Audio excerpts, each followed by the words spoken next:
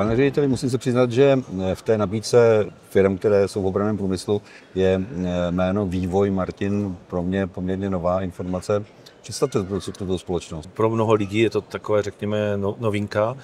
Vývoj Martin je tradiční slovenská firma, dalo by se říct, a její historie za 2 roky bude 100letá. To znamená, je tam dlouhá tradice, nicméně ten přesah do jiného prostoru, do jiných zemí a nebo vůbec do Evropy, do světa tam nebyl.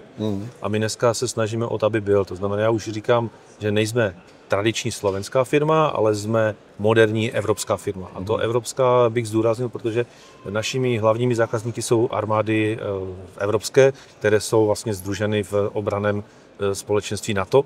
To znamená, mezi naše nejvýznamnější klienty patří armády skandinávské, největší klient jsou Švédi, samozřejmě polská armáda, která obrovským způsobem expanduje, česká, slovenská, to se nabízí, něco děláme s Němci, s Rakušany a snažíme se jakoby vyloženě být ta evropská moderní firma, která se přetransformovala z té tradiční a vyprofilovala se k vlastně jednotnému, řekněme, k 2 nějakým základním portfoliovým prvkům, které dneska nabízíme.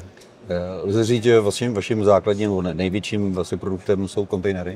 Ano, dá se říct, že vlastně naším top největším produktem, který dělá možná 80 a více procent, jsou takzvané obranné C2 kontejnery, nebo obranné C2 sheltery, jak se to řekne anglicky.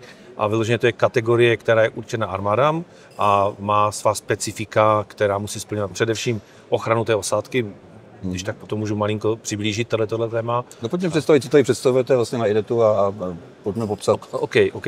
Vlastně kategorie C2 obranných shelterů, to jsou kontejnery, které slouží pro různé složky armády, nebo i mimo armády, jsou tu i nějaké letecké vzdušné síly a podobné, které slouží k tomu, aby buď veleli armádě, anebo něco řídili a organizovali a zároveň chránili tu osádku a aby byly neviditelné pro okolí v dnešním elektronickém boji.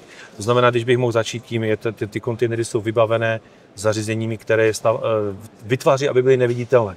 Nevyzařují elektromagnetické záření, nevyzařují teplné záření a stávají se neviditelnými. Samozřejmě maskování dané podle... Přestože mají nějaké technologie vevnitř? Přestože mají nějaké technologie, tak vlastně hlavním cílem je, aby nic nevyzařovali. To znamená, k tomu se používají aktivní i pasivní prvky. Ty pasivní prvky vlastně vycházejí z technologie Faradayovy klece nebo z té logiky fyzikální. A ty aktivní prvky si vycházejí jako speciální filtry, které si lze představit jako takovou včelí plástev. Mají opravdu tyto tvary a jsou vlastně jejich cílem je, aby ten signál, já to řeknu laicky, se unavil, když jde ven a vyšel tak slabý nebo skoro neviditelný, aby nebyl vidět. Vy jste říkal velení a ten druhý? Velení, organizace. A zdravotnictví třeba? Zdravotnictví taky, ale tam jsou zase jiné požadavky. Co se týče zdravotnictví, tak to jsou kontejnery, které zase nemají požadavek na tu MC neutralitu a mají naopak zase jiné, tam jsou vyloženě takové ty HEPA požadavky, aby to prostředí bylo extrémně čisté a tak dále. Když teda říkáme, že jsou vlastně neviditelné, předpokládám, že taky jsou odolněné. To je dobrá otázka, to je fakt dobrá otázka. Děláme i zodolněné, které mají balistickou ochranu. Nicméně tím, jak se mění, vlastně, jak přichází nové zkušenosti z bojiště z Ukrajiny, tak najednou armády od té balistické ochrany ustupují, protože de facto všechna obrněná technika se stává snadným terčem a neodolá těm moderním útočným prostředkům. A tím, že ten kontejner je ve snaze ho mít zamaskovaný, neviditelný, předpokládá se, že ho nepřítel nenajde a že na něho nebude útočit. A navíc dneska ty technologie mají tak daleký dosah, že on může být daleko za frontou. Opravdu daleko od fronty a nepotřebuje tu balistickou ochranu. Nabízíme to, děláme, ale zkušenost posledních let je taková, že zákazníci od toho ustupují. Když se podíváme tady na IDET, je něco, co vás inspiruje pro další vývoj? Tak ten vývoj jde strašně hodně dopředu a my samozřejmě sledujeme ty trendy, to je jasné a samozřejmě se snažíme jim přizpůsobit a možná i vytvářet trochu. Je to neskromně to, co řeknu, ale snažíme se vytvářet. Jsou tu 2 základní trendy. Všechno se dneska točí kolem dronů, to znamená i my se soustředíme na to, aby naše kontejnery sloužily jako pracoviště pro řízení dronů a pro velitelství dronů, to je první věc. No a pak celé se to staví do té roviny, že nechceme vystavovat lidské životy nebezpečí, to znamená všechno se staví do té vysoké automatizace a do toho autonomního systému řízení. A my i vlastně letos vystavujeme poprvé kontejner, který je bezobslužný, který ani nepočítá s lidskou osádkou a má 2 možnosti řízení, buď ten velitel nebo ta obsluha je někde daleko v bezpečí klidně v hlavním městě jiné země a na dálku ho hledá, anebo má i prvky autonomní, kdy on sbírá informace kolem sebe a na základě toho se ten kontejner rozhoduje, co má udělat. Sbírá o počasí, o blížících se různých změnách a na základě toho potom se rozhoduje, nebo žádá toho velitele, který je hodně daleko od něho, aby mu dal pokyn, co má změnit ve své činnosti. A je to vlastně tak, že ne, že se u vás vyrobí jen ten kontejner vlastní, ale že i ty technologie, které jsou vevnitř, tak vlastně tomu zákazníkovi připravíte. Ano, to je vlastně největší know-how, protože udělat kontejner, svařit, to je relativně jednoduchá úkol, který zvládne spousta firem, ale my se ho snažíme vybavit tou technologií a snažíme se, aby ta technologie byla šita na míru. Mnohdy je ta technologie tajná a proto oni nemůžeme ani moc dále pokračovat, protože ty armády víceméně tuhletu věc nemohou zveřejňovat, protože z důvodu utajení je to tak prostě. Jasně. To znamená, že vlastně i vy musíte umět reagovat na potřeby těch států, se kterými spolupracujete i technologicky. To znamená, že když teda bohužel asi se do firmy vývoj nepodíváme někdy, tak to bude vysoce sofistikované pracoviště. Je to tak a opravdu je bezpečné a je utajované a jsou tam řízené přístupy a i jednotlivé technologie jsou postaveny tak, aby byly zakodované.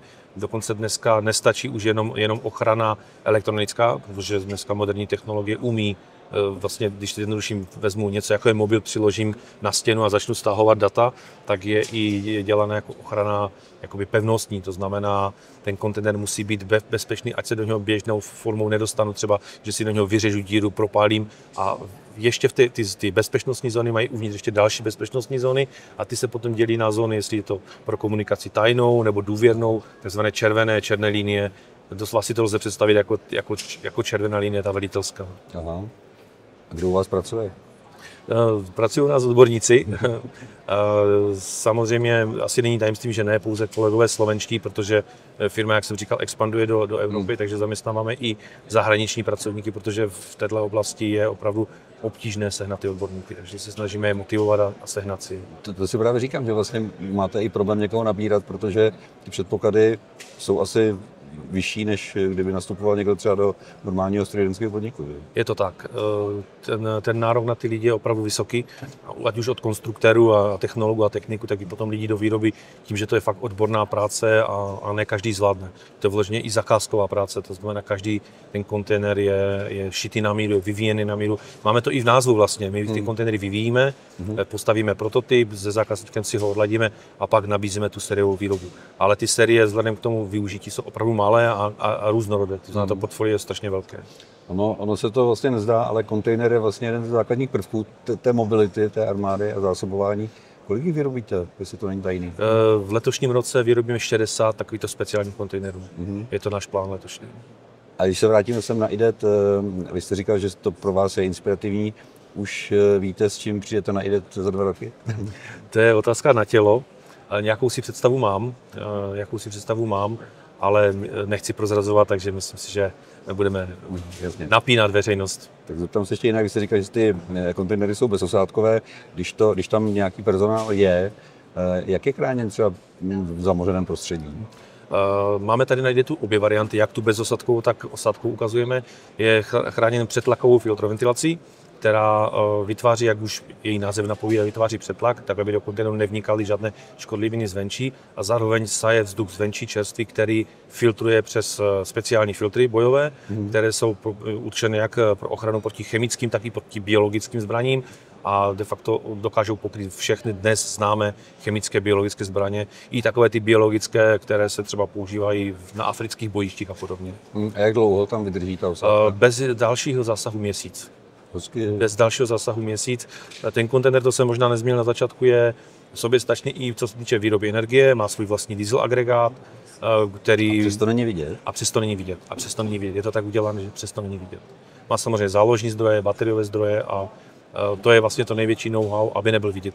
Aby nevyzařoval žádné teplo nebo minimum tepla, nevyzařoval elektromagnetické a vlastně elektrické záření jako takové. Ještě možná poslední věc k té technické specifikaci. Zajímá mě váha a jak se vlastně usadí v terénu. Škála je obrovská. Vlastně ISO normy znají kategorie ABCD Nejčastěji je používané kategorie C, to znamená to je nějaký 6,5 metru dlouhý kontejner. Ty váhy jsou různé, nejčastěji se to pohybuje kolem 10 tun. A on umí pracovat i v terénu ve smyslu naklopení na nějaký úhel. Ten kontejner dokáže pracovat i pod úhlem 10 stupňů, to znamená, všechny technologie jsou projektované tak, aby mohl stát i někde v poli a svojí váhou se nastaví. Pokud zákazník chce, tak máme i nivelační prvky, pokud to vyžadují třeba nějaké radarové systémy, kdy on v terénu ho postaví a on ho vyniveluje do roviny. To znamená, má takové hydraulické prvky, které ho vynivelují, aby stál v té rovině ideální pro tu technologii, kterou používá. A ten kontejner je použitelný na jakýkoliv typ nákladního vozu, nebo potřebujete to specifikovat nějak? Lze ho použít na jakýkoliv typ nákladního vozu, ale děláme i atypické, vyloženě speciální, které mají atypický rozměr, nemají ten ISO rozměr, protože zákazník si ho přál, ale lze ho použít i na speciální přepravu. Jsou i varianty snížené, protože armáda vyžaduje vysokou mobilitu, aby podjeli pod mostama a tak dále, takže se dělají i snížené, dělají se i takové varianty pro přepravu vrtulníkama. A kdy prostě má v podvěsu vrtulníku má speciální zesílený strop, tak aby se dal podvěsit pod vrtulník, odvést kamkoliv a zase přemístit. A vlastně reagujete i na to, když vlastně nějaká armáda u vás objedná kontejner a řekne, a bude to jezdit tady na tomto typu nákladního vozu? Měli jsme takové případy, samozřejmě ty armády mají různé logistické prostředky, takže nedávno jsme dělali pro polskou armádu, kdy přišli se speciálním požadavkem, že mají speciální pancirované obrněné vozidla, které mají krátkou tu ložnou plochu a vyloženě si přáli udělat kontejner přímo na míru, to znamená mimo jakýkoliv standardizovaný rozměr. Pro nás to byla výzva, ale uspěli jsme. Já se všech tady hostů ptám na to, že vlastně veletrh IDET skončí.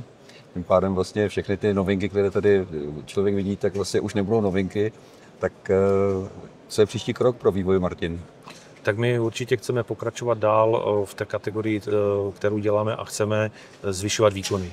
Dneska ty technologie stále mají větší nároky na energii, to znamená, i my na to musíme reagovat. To znamená, musíme zvýšit výkony našich diesel agregátů a našich pohonných jednotek, aby jsme zachytili trend. Musíme zvýšit výkony té klimatizační a filtrační jednotky, protože samozřejmě ty speciální servery budou stále větší, stále víc tepla vyzařovat, větší požadavky na vzduch a tak dále. Takže jdeme touto cestou, no a samozřejmě chceme pokračovat v té automatizaci. To se zdá, že je trend a opravdu ty bezobslužné věci budou dominovat. Materiál? Materiály my dneska, myslím si, že svět, co se týče ocelových materiálů, se dostává na nějakou svoji hranici. Ano. A my využíváme samozřejmě ty úplně nejvyšší high level materiálů. Spousta toho jsou speciální antikorozní materiály a materiály, které jsou i z pohledu tepelného předávání na vysoké úrovni, ale není to přímo náš job. To znamená, my sledujeme ty trendy těch výrobců, těch materiálů a snažíme se na to reagovat. Tak se daří. Děkuju. Děkuju, taky děkuju.